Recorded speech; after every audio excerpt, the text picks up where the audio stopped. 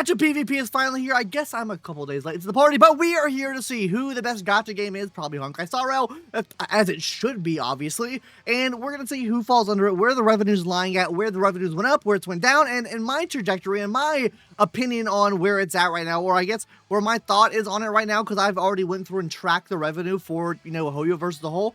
HoYoverse is up big time, but it's also down big time. Anyways, we'll get into that later in the video, so let's go ahead and hop into here and just look at the overall revenue numbers and kind of talk about why this is. Number one, guys, I think we should start off, dude, oh my god, dude, it is actually kind of fucking down bad that Zenless Zone Zero can just not pull its head out of its ass. I think Zenless Zone Zero, developmentally, is the best gacha game in terms of like the HoYoverse like fandom or whatever, right? Or I guess the HoYoverse sphere. I feel like it is the best developed game. I feel like it has the better quality of life in the game. I feel like the devs actually listen to what players want. The problem is that it launched so fucking bad that even if you try to bring players back, it just you have a gradual decline. It doesn't have that staying power like Genshin Impact does, because Genshin Impact has been here for years. There's a lot more people attached to Genshin Impact, and we'll always see that with Genshin Impact. With Zenless Zone Zero, there's not that attachment. People can't decide whether it's a lolly bait or it's Gooner bait. I guess it's all the same if you like are in the lollies and stuff, but like literally we're getting a Labubu as a free character, and I don't even know the release pattern right now because I have not touched Zenless Zone Zero in probably over a month at this point.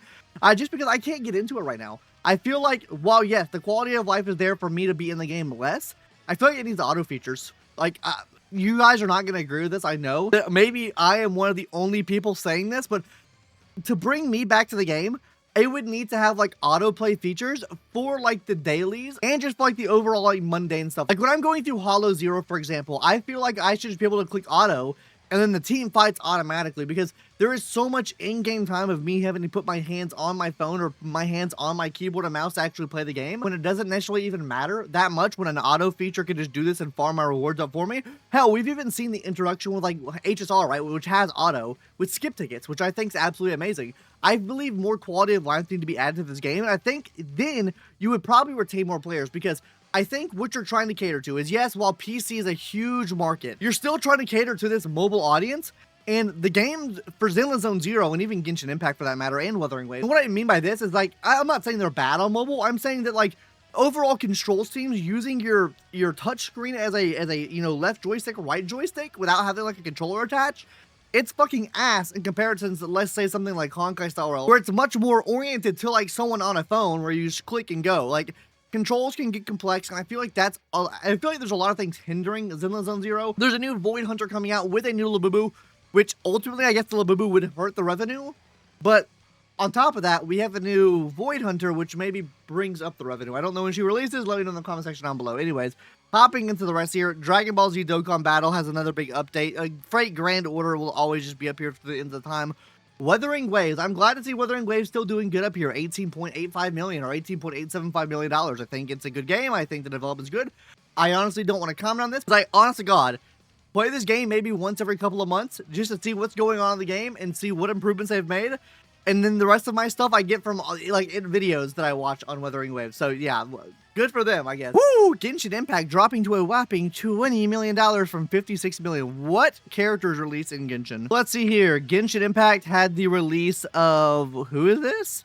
Nefer? Nefer, is she even out yet? Oh yeah, Nefer was out. Oh, she was on the ass end of November though, so we really can't count her revenue.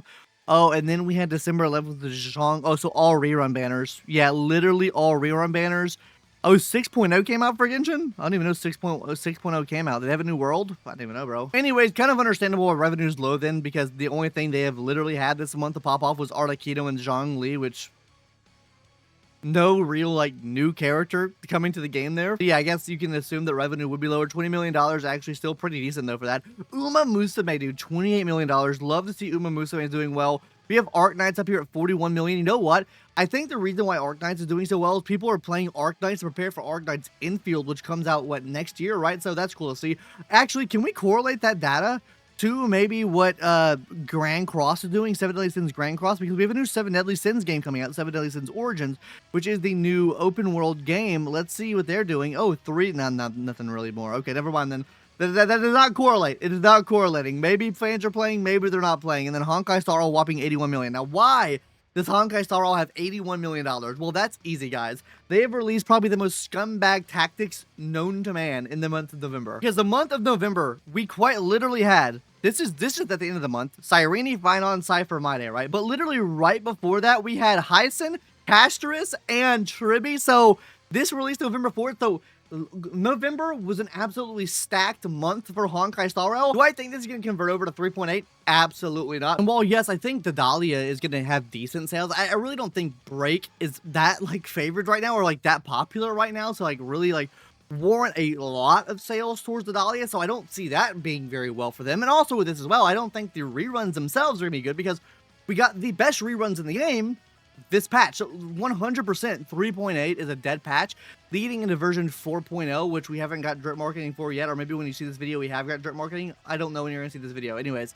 but overall I do feel like that next patch is a dead patch, and it'll probably end up being a dead patch, maybe for Genshin as well.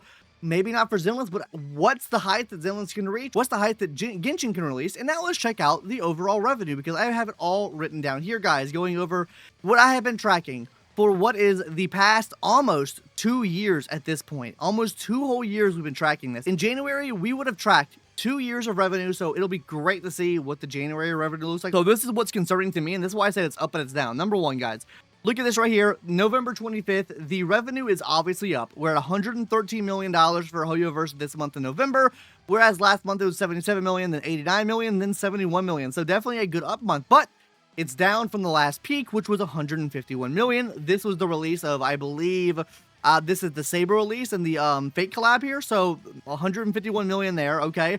And now we're back down to $111 million. And arguably, the banners are better now. Now, I think, like, obviously, the Fate collab brought in a lot more money there. But think about this. Castoris was over here at $146 million. Castoris is rerunning with her best in slot team, and the revenue is lower. And we also have a spending event as well, and the revenue is lower.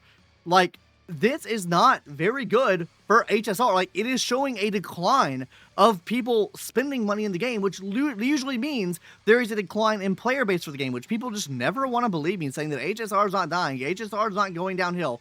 None of this is happening. It is. Like, it is dying. Like, the definition of dying is approaching death, which, okay, maybe not approaching death, but gradually ceasing to be. Like, it is gradually going downhill. Like, the peak was here back in April. It has just been a shit show going downhill ever since then. We can even compare this November revenue to last year's November revenue, which was a slow month for HSR, making $75 million last November when we had all 3 games out. Now we're at $111 million, so $30 million increase. But do you see the revenue jumping up in December to $151 million? I think you're absolutely coping if you think this is going to happen. This is just not going to happen. And for that revenue to stay consistent in January, maybe it stays consistent in January, because in January we'll have the release of version 4.0 for HSR, and I'm very curious to see how that looks, because if the 4.0 release flops, then what is there to really save a Honkai Star Rail? Like, I don't know what there is unless they make major changes to the game and it'll make people come back. But overall, we are still at a net loss for this game. While yes, it is up right now. While yes, it's doing better than last year in November, it's not reaching the peaks of last year's December. It's not even reaching the peak of last year's September. Hell, it is barely on point. Actually, yeah, it is barely on point of last year's October. Like, we literally had the best banners all released at the same time in the same month. And they couldn't even crack 100 million for HSR. I don't know what to tell you guys. I think it's kind of cooked. I feel like HSR and the HoYoverse as a whole is on a downward trend. And why do I think this is? Is because, first of all, they're not putting effort into their game. They're not listening to the community. They're not listening to feedback. Number 2 of this, the community doesn't listen as well. The community thinks everything's great. The community thinks everything's fine. And they just glorify everything that's added to the game and give no criticism on it. Number 3 with this, you're going to have new games coming out like Arknights Infield, like NTE, like, what's that game that looks fake? Project Mugen? I can't, Ananta. There we go. Ananta. We have Ananta coming out. These things are going to affect the revenue for HoYoverse as well, especially with how much hype is behind these games. I don't know about NTE now, but whenever we see the launch of these games, though these games are becoming bigger and bigger and bigger, and they're slowly getting closer to the hype level of HoYoverse games, which will ultimately hurt HoYoverse. And this is not even talking about the future of HoYoverse. Like, they've announced 3 games. They released the Animal Crossing game. Do I think it'll do good? I think it'll do decent. I don't think it looks the best, though. Then we have Vespera here. This game does not look that good either. You can look at the character designs. I think the character designs look ass. I think what they're trying, I don't even know what they're trying to do with the characters. First of all, it's breaking from the normal look of any other HoYoverse game, which it's going to be hard to retain your HoYoverse audience when you're breaking away from how your characters normally look. These characters look like a mix, but you know what these characters look like? The characters look like they're wearing a Kigurumi mask. Like, why do they kind of look like, they look so I don't know, they look uncanny valley to me. And then hopping into like the combat here as well. This is not a video about this, obviously, but like the combat here, this is obviously just looks like it was just ripped straight from Ananta. Like, I get this is not Ananta, but like that's the vibe it looks like they're trying to go for here. That's how it's gonna be perceived anyways. I know this game is probably in development around the same time Ananta was in development for, so, and this is like ripped from other games obviously too, but the combat here looks janky as shit. Honestly, it looks like Genshin combat inside this game, but it looks more janky than Genshin combat. I don't know. And then you have the other game, which is the game that's like, that has all the chibi creatures and basically all the HoYoverse kind of characters within the same universe and sphere that you do like TFT. I think that game can be good. I think that game will sell well, actually. So maybe we have hope for that game, but the other two games, I don't know. But yeah, let me know your thoughts in the comment section down below. You probably don't agree with me. You never agree with me, and that's fine. Anyways, guys, that's gonna do it for today's video. Hopefully you enjoyed. See you in the next one later. Bye-bye.